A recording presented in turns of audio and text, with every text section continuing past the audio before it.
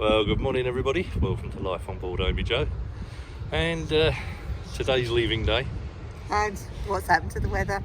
We're on the move again. As you can see. It's cloudy and overcast. And it's drizzling, which is part of the course for us too. So, but there is a bit of blue sky.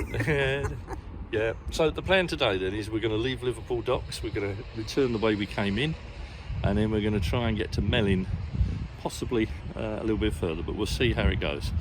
We're cruising in company today because I don't know if you can see the grey boat behind us by my shoulder. It's a brand new wide beam, a Collingwood wide beam. Chris used Mark's little finger, pointy finger. No. There, I think. Yeah. They're joining us. They've just bought the boat and they're off to Sheffield. So we'll be cruising with them for the first part. So enjoy the cruise and we'll talk to you later. Well, that's it. Time to say goodbye to Liverpool. We've had a good time here. We've thoroughly enjoyed ourselves. But time to move on.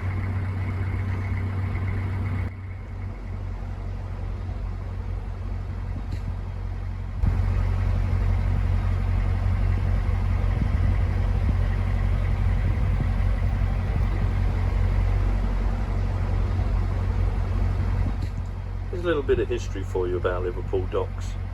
Liverpool's first dock was the first enclosed commercial dock, the Old Dock. It was built in 1715. The Liverpool tidal inlet in the narrows of the estuary, which is now largely under Liverpool One shopping centre, was converted into the enclosed dock.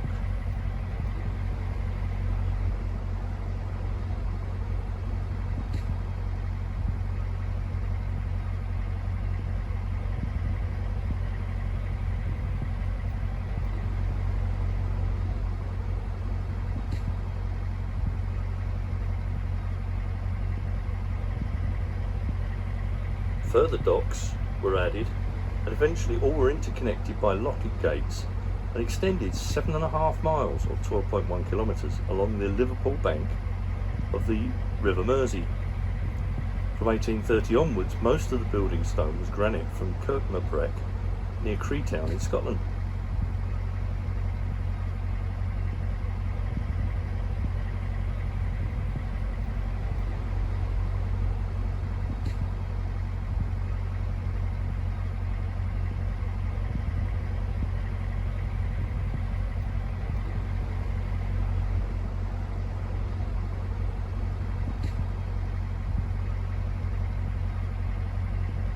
The interconnected dock system was the most advanced port system in the world.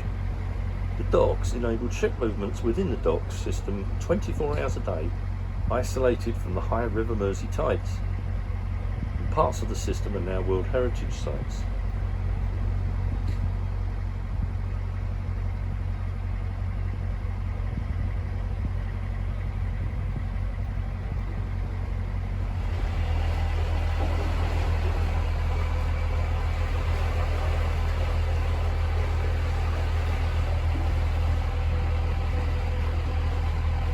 In 1885, the dock system was the hub of a hydraulic power network that stretched beyond the docks.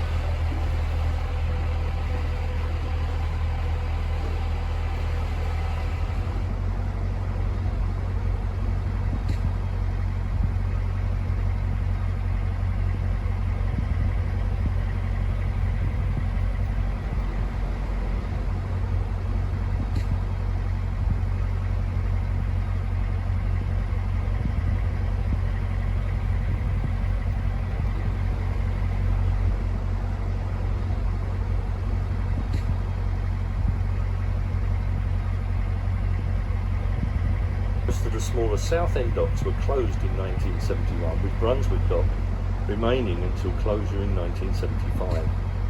Many of the docks have been filled in to create land for buildings, and at the Pierhead and Arena at King's Dock, commercial estates at Toxteth and Harrington Docks, and housing at Herculaneum Dock. In the north, some branch docks have been filled in to create land. Sandon and Wellington docks have been filled in and are now the location of a sewage works. Most of Hornby docks was filled in to allow Gladstone Docks coal terminal to expand. Liverpool Tower was designed by Jesse Hartley and was constructed between 1847 and 1848 to commemorate the opening of Salisbury Dock, where it's located. Its design was based on an earlier drawing by Philip Hardwick in 1846. The tower, which is often referred to as Docker's Clock, was built to aid ships in the port, as it allowed them to set the correct time as they sailed into the Irish Sea, while its bell warned of impending meteorological changes such as high tide and fog. Upon its completion, it also served as a flat for the piermaster. In 1975, the building was added to the statutory list of buildings of special architectural or historic interest with Grade 2 status.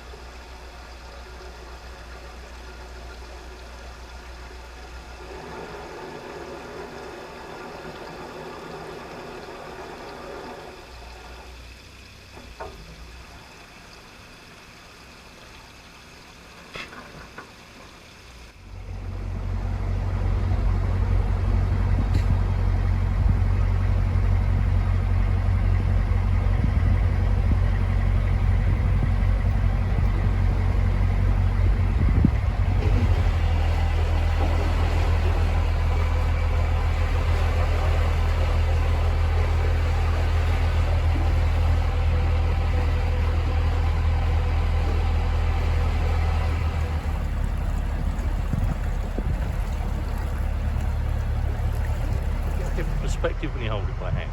Going. I'm watching where I'm going. Oh. I am. Well, sorry about the wind noise, folks, but the microphone has broke on the way out. We've just had a really heavy downpour. Absolutely saturated us, the phones, the boat, the dog. So we're just leaving what's called Sid's Ditch now. There's the Victoria clock that we saw on the way in. And in the background there, that's tobacco warehouse from the back. And as you can see, quite windy as well. And that's it, we're leaving the docks behind now. We're coming underneath the bridge by tobacco warehouse there and into the 4 Stanley locks. Looks like the lockies are already waiting for us. The boat that we've been travelling with has already gone in, so we're going to come in and follow them in. Got up through docks. I apologise for the audio. We broke the mic, so I'm going to have to order a new one. But we're on our way now towards Litherland, and we're going to stop hopefully at Melling, all being well. Chris has just gone down to make a cup of tea. We've got some really angry clouds up there, but hopefully we've missed the worst, I think.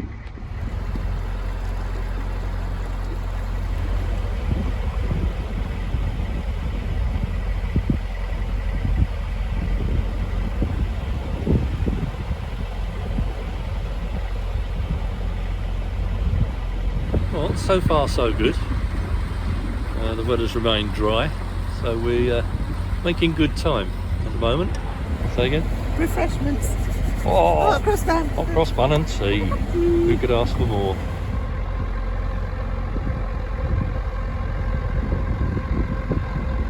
Well, they like their armchair comforts on this part of the canal. One 3-seater settee. One of our viewers said in his comment, it can't all be green and leafy on the canals.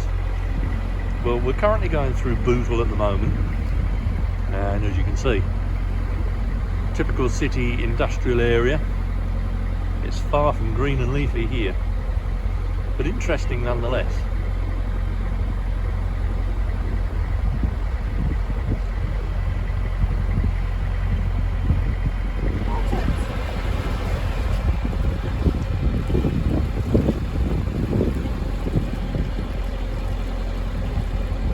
Something you don't see very often. Obviously built for stock planks, but have you ever wondered why they're built that way? Well, it's so that if a horse fell in the cut, they could get the horse out by using those steps. Remind me not to get off of that bus via the back door.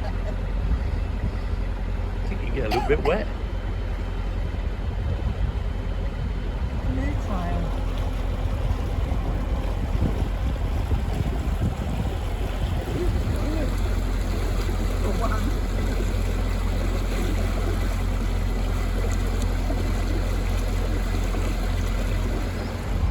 Now, theory has it that the cutouts in this bridge are so they can repel pirates whenever they try to attack the builders.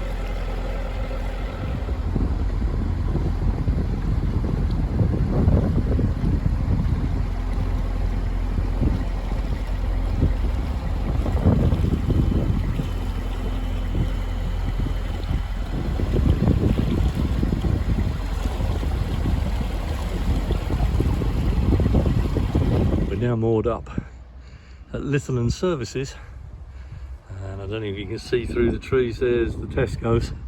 So Chris has gone to top up the food cupboards, and while she's been gone, I've been down the weed hatch. Quite a haul really. That's not as bad as I thought it was going to be. There's only 2 carrier bags there. Most of that is weed, so not too bad.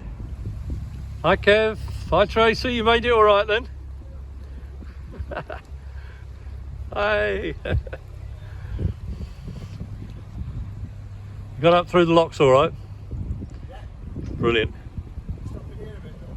Yeah, Kev and Tracy, they've just built their boat. It was actually launched in the docks, so this is their first trip on it, and they're on their way up to Sheffield. Lovely couple.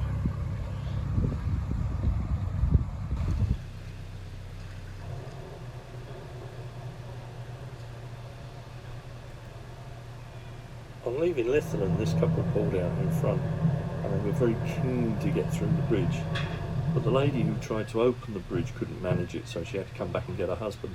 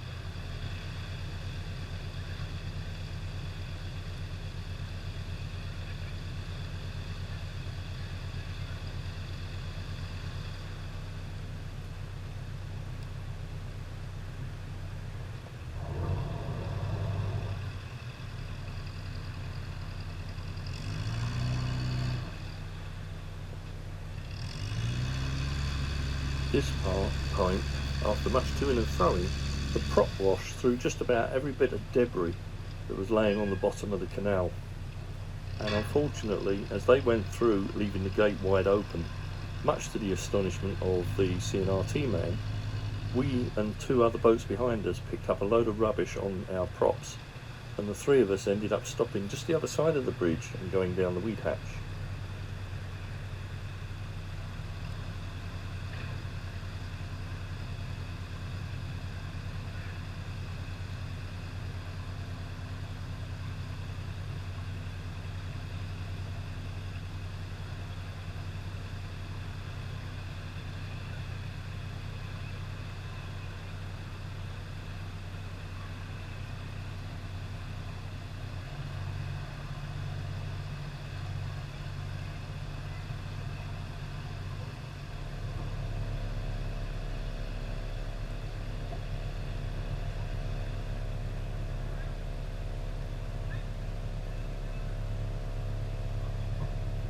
We're through Bootle, we're near Netherton, and we're coming up to the outskirts of Aintree, and we're away from the industrial city areas now, starting to get more rural.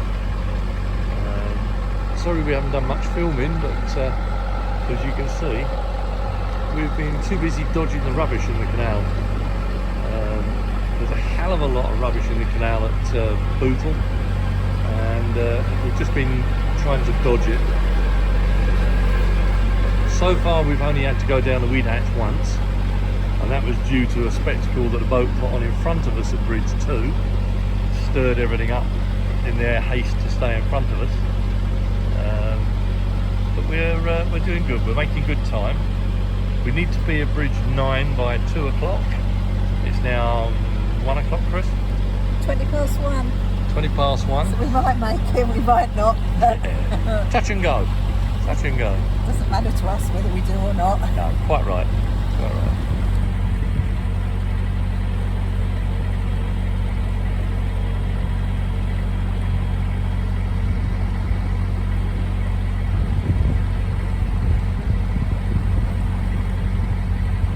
Brief glimpse there of the Aintree Racecourse. Probably a lot of it is hidden by trees. You can't really see it that well. But there you go, Aintree Racecourse. Made it through Bridge 9 by 5 to 2, so that's good. So now we're going on our way down to Melling. I'll hopefully get moored up by Bridge 10, provided it's not clammed up with boats coming this way.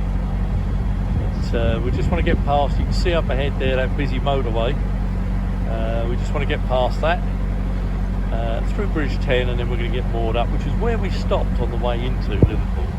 Just checked, and so I don't make any mistakes, that's the busy M57 motorway we just passed.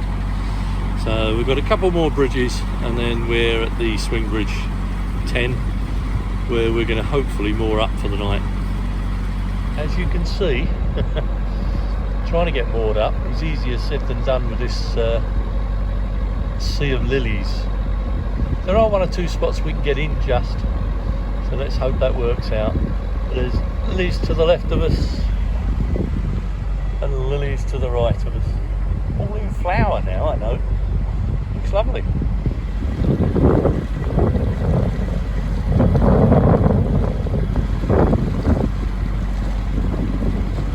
Bridge 9C. Looks lovely with its baskets of flowers in full bloom. Looks absolutely gorgeous.